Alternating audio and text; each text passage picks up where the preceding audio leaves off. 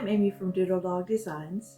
My mom and I got together and made this 6-foot wool tree. In this video, I will show you how we made it and give you all of the dimensions for the materials that we used.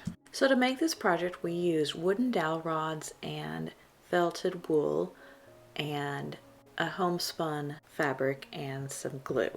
So this chart is going to show the number and the length of the dowel rods that we used for each layer of branches. So we used one dowel rod that was 4 inches long for the very tip top of the tree. Then 3 dowel rods, each 6 inches long for the second layer of the tree from the top. We used 4 dowel rods, each 8 inches long for the next layer of the tree. Then we used 4 dowel rods, each 10 inches long for the next layer. 5 dowel rods, each 12 inches long for the next layer. 5 dowel rods, each 14 inches long for the next layer. 6 dowel rods, each 16 inches long for the next layer. And 6 dowel rods, each 18 inches long for the bottom layer of branches. And for the trunk of the tree, we used one long rod, 6 foot 8 inches long. We wanted the branches on the bottom to be thicker than the branches on the top, so we used a bigger dowel rod on the bottom branches than we used on the top. In this third column, you can see the width of the dowel rod we used for each layer of branches. For the tree trunk, we used a round hand railing.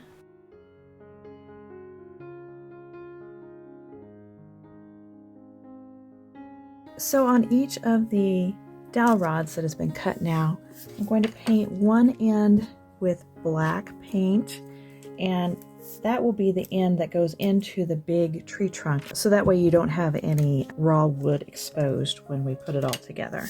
And then the other end, I'm going to paint red on the tip to resemble a berry on the end.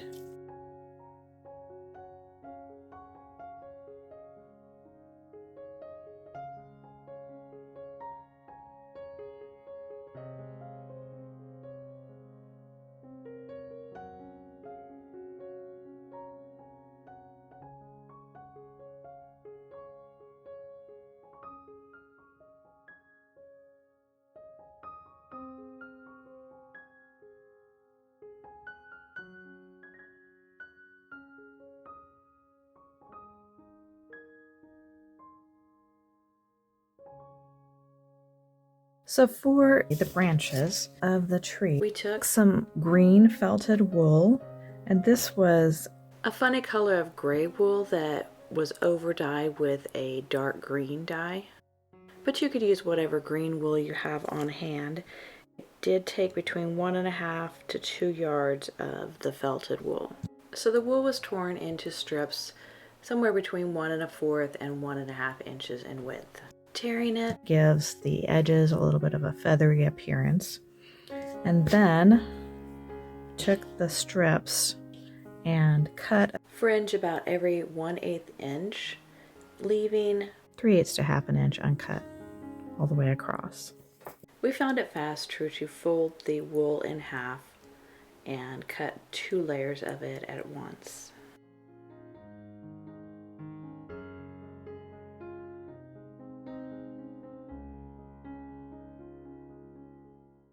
You want to put glue on the end of the wool on the uncut part.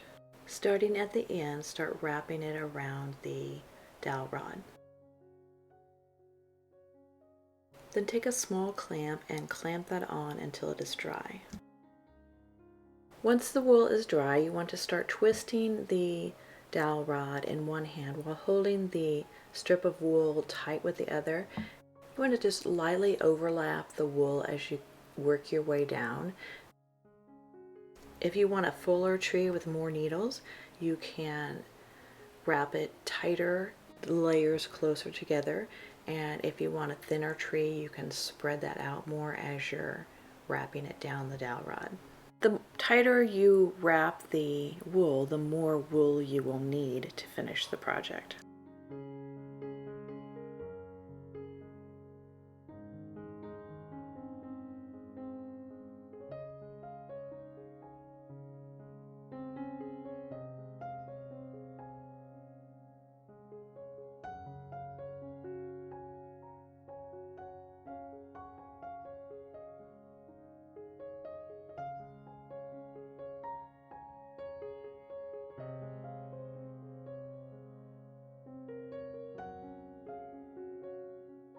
When you get to the end, you want to leave about a half of an inch or so unwrapped, so you can put that into the base of the tree when you get done, and then apply a little glue to the end of the wool on the uncut part again and wrap it around and clamp that until it dries.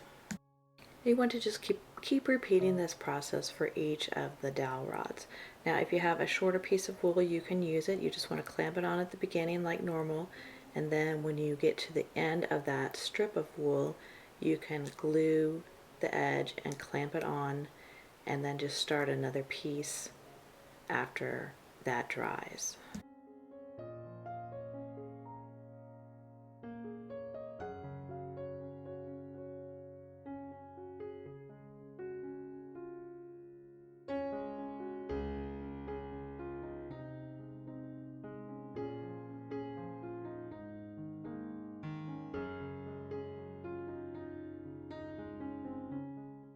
Once it's dry, you can go ahead and glue on another piece, clamp it again and let it dry, and then once it's dry you can finish wrapping the dowel rod.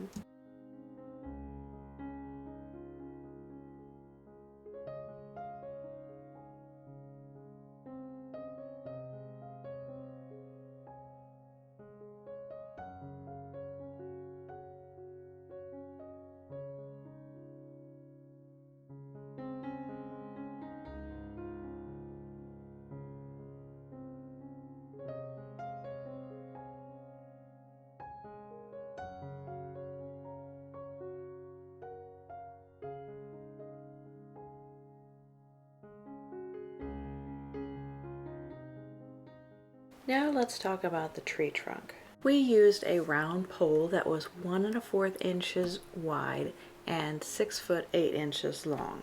We drilled sets of holes in the tree trunk at different heights in order to put the branches in the tree trunk. The holes were drilled about 3/8 to 1/2 inch deep. So you can see on this chart where we drilled each set of holes. Starting at the bottom of the tree, we drilled 6 holes 18 inches from the bottom of the tree. Each of these holes were 60 degrees apart from each other.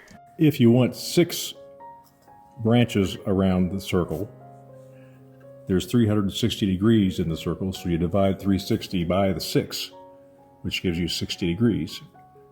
And so you use a protractor and measure off the 60 degrees from the center. So you cut a little chunk from the extra trunk material. That's how I did it, yes.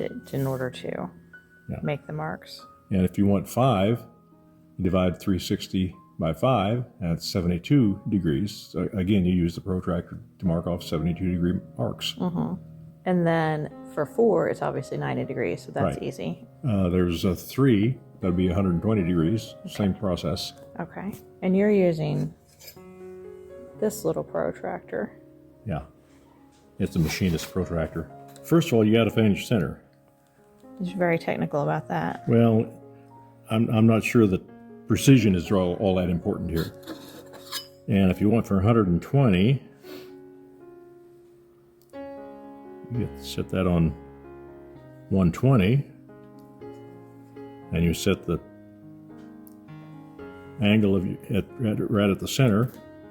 Mark that way and that way.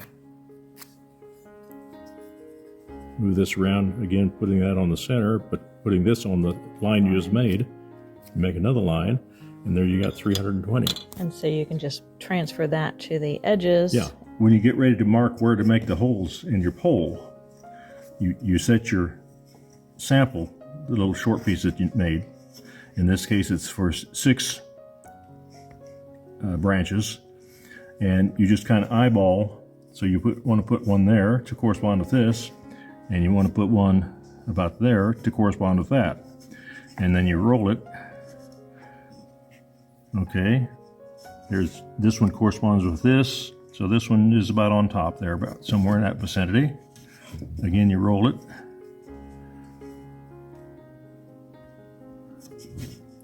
I'm getting confused, and I think it's about there.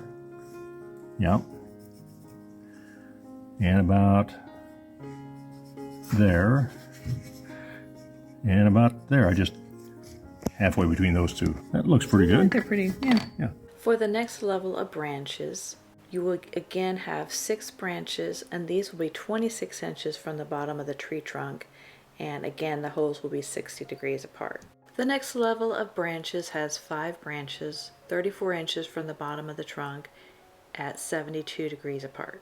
The next level, you'll make 5 holes for 5 branches, 42 inches from the bottom of the tree trunk at 72 degrees apart. The next level has 4 branches, 49 inches from the bottom of the tree trunk at 90 degrees apart. Then you'll have 4 branches again, 56 inches from the bottom of the tree trunk at 90 degrees apart. Then you'll have 3 branches, 62 inches from the bottom of the tree trunk, 120 degrees apart. The last hole will be for the top branch. It will be on the very top end of the pole, centered on the end. After all of the holes were drilled, we painted the tree trunk black. Before you start to assemble the tree, think about where you are going to want to have it eventually, because it is difficult to move through a regular size door after it is put together. To start the assembly, put the tree trunk in a tree stand. You could use whatever kind of tree stand you like. We made this box tree stand to look like an antique feather tree stand. When we got to this point, we realized that we were going to need something to hold the tree branches up on the tree as the glue dried. So we cut out these little pieces of wood. It's a square piece of wood with a hole drilled in the middle, the same size as the tree trunk, and then cut in half, and then notches were made on each side. We're going to put rubber bands in the notches to hold it together, and we're going to slide it right under each level of branches. We also added some parchment paper on top of the wood blocks, just in case the glue were to leak a little bit, to keep the wood from sticking to the tree. You can see here we first put a branch in on the bottom, but then we realized we were going to need a ladder to reach the very top, so we decided it would make more sense to start at the top and then work our way down. Before we started assembling, we laid all of the branches out in order. We started with the smallest branch and stuck it in the hole on top with some glue. For each branch, we added glue to the branch and then twisted it into the hole for that branch, working our way down the tree and making sure that the branches were level. Once all of the branches were glued in place, we let the glue dry overnight.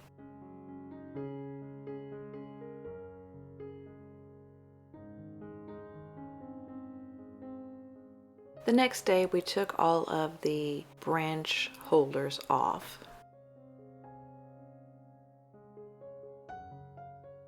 We wanted to wrap the trunk of the tree with a homespun fabric, so we took this black and tan homespun and we cut strips at about 3/4 of an inch, and then we ripped it so it would have a primitive look to the edges.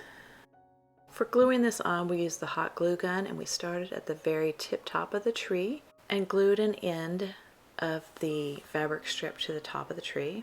And then we started wrapping the fabric strip around the trunk of the tree, overlapping slightly so that we didn't leave any trunk exposed.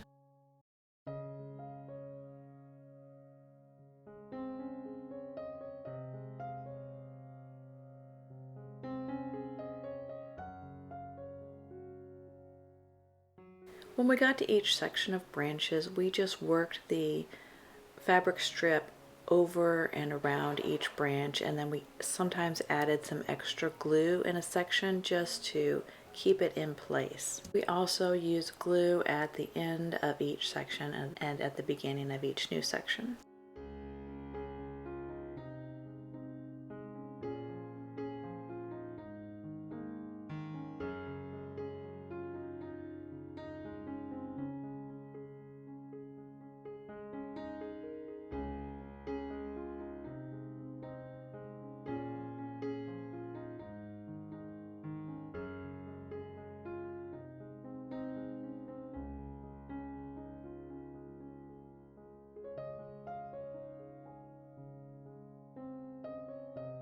Be sure to click the like button and subscribe below. I'll see you next time. Bye.